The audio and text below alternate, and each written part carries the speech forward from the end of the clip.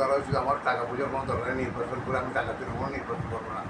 আমি চাই আমার এলাকার মানুষের উন্নয়ন হোক, আমার এলাকার উন্নয়ন হোক, পাড়া প্রতিবেশী গরিব দুঃখীকে যেন স্পিড মালবাদ বিল্ডিং কার্ড যেগুলো সরকারি সাহায্য আছে ওগুলো যেন আমি সুস্থভাবে পঠন করতে পারি, ওটাই আমার আশা। আমার স্বর্ণ ব্যবসা আছে, আমার জমিতে আছে, আমার মার নামে সুবিধা কোম্পানি, আমি সুবিধা কোম্পানি বড় ছেলে।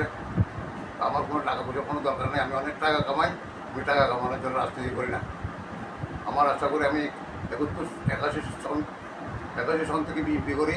আমার প্রতিষ্ঠা সভাপতি সলিমুল্লাহ ভাই, সেক্রেটারি জাহাঙ্গীর ভাই, তারপরে যুবদলের সভাপতি একরামুল করিম চৌধুরী, হেদায়তুল ইসলাম, তারপরে ছাত্র দলের সভাপতি ইকবাল ভাই, অ্যাডভোকেট জাহাঙ্গীর আলম। আমি এদের সাথে রাজনীতি করছি। আমি আশা করি আমি কোনো টাকার জন্য রাজনীতি করতেছি না, আমি শুধু পরিষেবার জন্য রাজনীতি করি।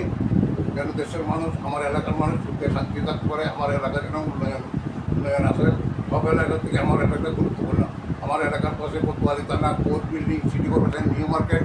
তো আমি চাই আমার এলাকায় সর্বোচ্চ উন্নয়ন হোক।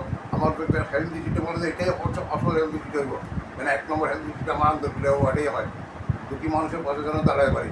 এখানে যেমন অঙ্গতি মার্কেটে আগুন লাগছে, 5-6 জন মারা গেছিলো, আমি সরাসরি এখানে ছিলাম। তার মানে আমি সরাসরি ছিলাম।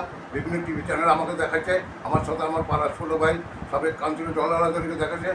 আশা করি আমি মানুষের দুঃসময় যেন এগিয়ে যেতে পারি, ওটাই মানুষের দোয়া চাই। এটাই আপনার